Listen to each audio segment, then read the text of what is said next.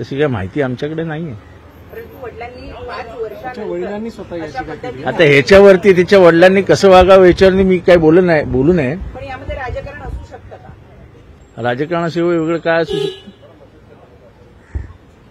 काल औरंगजेबला आरएसएसनी लॉक लावल्यानंतर विषय तर पाहिजेत ना. महाराष्ट्राची दिशाभूल करायला काल औरंगजेबला आरएसएसनी लॉक लावून टाकलं, त्याला कबरीत परत बंद करून टाकलं.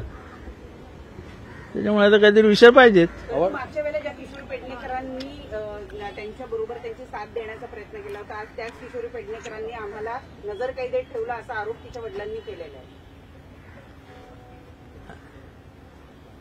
आता कसं आहे, सगळ्याच गोष्टी या आता टीव्ही समोर काय बोलायच्या. 5 वर्ष काय झालं? एखादा बाप 5 वर्ष शांत राहू शकतो? मी सुद्धा एका पोरीचा बाप आहे. माझ्या पोरीला बोट लागलं असतं ना, बोट, त्या माणसाचं मुंडकं काढून टाकलं असतं मी.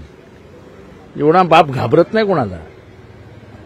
जेव्हा राजकारणाच्या सगळ्याच पातळ्या खाली चालल्या आहेत, अजून याच्यावरती कोणी काय बोलायचं? याचिकेवर तुमचं प्रश्नचिन्ह आहे. ज्या पद्धतीने तिच्या माझं कशावरही प्रश्नचिन्ह नाही. मी स्पष्ट शब्दात सांगितलं की सुधीर मुनगंटीवारांनी आमची बाजू मांडली आहे आणि ते मांडतायत तीच बाजू योग्य आहे.